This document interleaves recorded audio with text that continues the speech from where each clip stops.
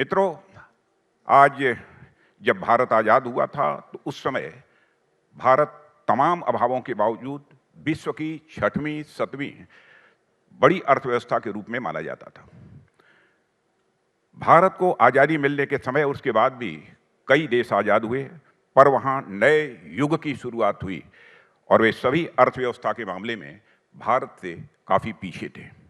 मैं चीन का उदाहरण यहाँ आपके सामने रखना चाहूँगा।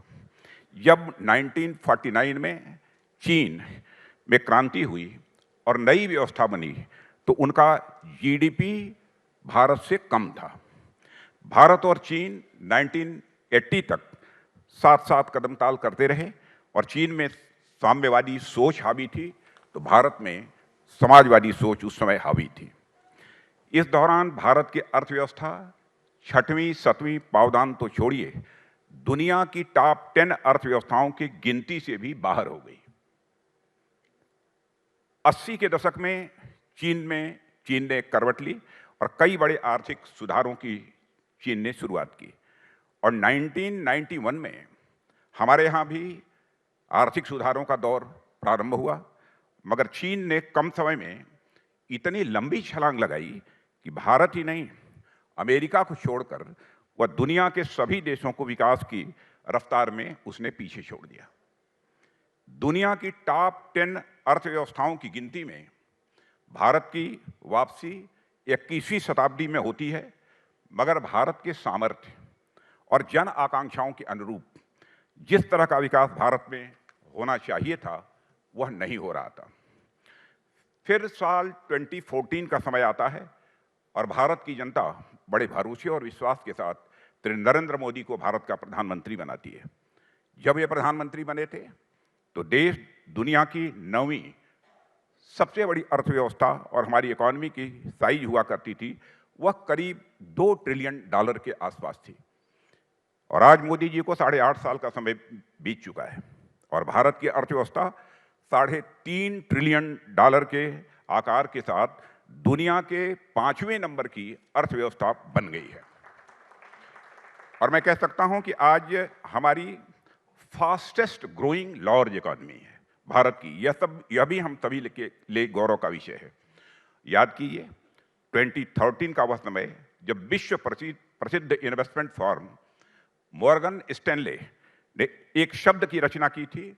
उन्होंने फ्रेजाइल 5 यानी दुनिया के वे 5 देश जिनकी अर्थव्यवस्था बुरी तरह से लड़खड़ा रही थी, और इस फ्रेजाइल 5 में जो देश थे उनमें तुर्की था, ब्राजील था, साउथ अफ्रीका, इंडोनेशिया और हमारा भारत भी उसमें शामिल था। आज 9 साल के बाद मैं कह सकता हूं कि हमारे लिए गौरव का विषय है कि भारत उस फ्रेजाइल 5 की कैटेगरी से बाहर होकर फेबुलस 5 की कैटेगरी में आकर खड़ा हो गया। और मित्रों, पिछले दिनों उसी मॉर्गन स्टैनले के मैनेजिंग डायरेक्टर चेतन अहिया, आपने नाम सुना होगा, ने फाइनेंशियल टाइम्स में एक आर्टिकल लिखा जिसमें उन्होंने एक ग्लोबल इकोनॉमिक आउटलुक भी दिया है और उस लेख में यह कहा गया है कि हमारे आकलन और अनुमान के मुताबिक 2027 में भारत और अमेरिका और चाइना के बाद विश्व की तीसरी बड़ी अर्थव्यवस्था बन जाएगा। इतना ही नहीं, उनका मानना है कि भारत का जीडीपी अगले 10 सालों में लगभग $3.5 ट्रिलियन से बढ़कर $8.5 ट्रिलियन यानी 2 गुणों से भी अधिक हो जाएगा।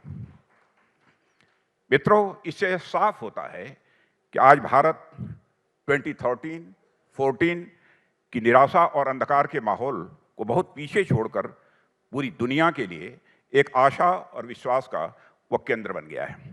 यानी सिर्फ 8 वर्षों में भारत की अर्थव्यवस्था लगभग 2 गुनी हो गई है और 4 पायदान की छलांग लगाकर हम टॉप 5 इकोनॉमीज में आकर खड़े हो गए हैं। पिछले 8.5 सालों में हमारी सरकार ने क्या क्या किया है उसके बारे में आप सब लोग अच्छी तरह जानते हैं, इसलिए उन बातों को यहाँ बहुत दोहराने का मतलब नहीं है, मगर मैं आपको ये जरूर बताना चाहूँगा कि दुनिया भर के लोगों का भारत के प्रति विश्वास का आधार क्या है और हमारे देश का सामर्थ्य क्या है। इन 2 बातों की मैं चर्चा करूँगा। मित्रों, पिछले 8.5 सालों में मोदी जी के नेतृत्व में कई प्रोसीजरल और स्ट्रक्चरल रिफॉर्म्स हुए हैं, जिसने भारत की विकास की राह में एक बड़ी छलांग लगाने को भारत को तैयार किया है। इनमें सबसे बड़ा है भारत के एक बड़े डिजिटल फाइनेंशियल इंफ्रास्ट्रक्चर का निर्माण। सबसे बड़ा रिफॉर्म मैं इसे मानता हूं। और मुझे याद है कि जब शुरुआती दिनों में प्रधानमंत्री जन धन योजना के अंतर्गत देश के हर गरीब का बैंक खाता खोला जा रहा था, तो लगता था कि इससे गरीबों को लाभ क्या होगा। मुझे याद है कि जिस समय इस संबंध में मीटिंग उन्होंने ऑफिसर्स की बुलाई थी प्रधानमंत्री जी ने, मैं भी उस मीटिंग में मौजूद था। सच्चाई है कि मैं भी नहीं समझ पाया कि यह तुरंत इतनी जल्दबाजी में खाते खोलने का लाभ क्या होने वाला है। तो प्रधानमंत्री जी ने बाद में बतलाया कि यह अकाउंट्स जो हम गरीबों का खोलना चाहते हैं उससे क्या लाभ होगा। मगर 46 करोड़ खाते खोले गए और हर गरीब का बैंक में खाता खोला गया।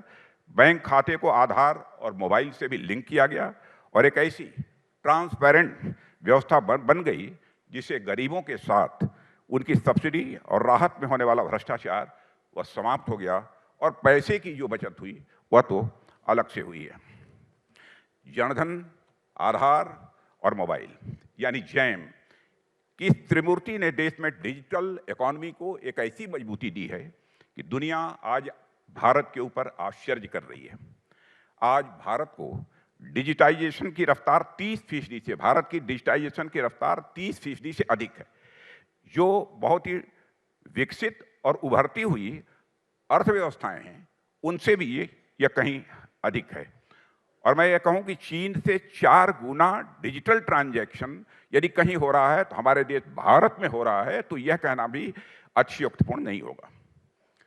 और इस जैम की रणनीति का परिणाम यह हुआ है कि जो देश का डिलीवरी मैकेनिज्म है उसमें बहुत सुधार हुआ है और साथ ही साथ सुधार के साथ साथ ट्रांसपेरेंसी भी आई है। और यह उपलब्धि हमारी सरकार ने देश की जीडीपी में सब्सिडी का परसेंटेज बढ़ाए बिना यह हासिल की है। सबसे बड़ी बात यह है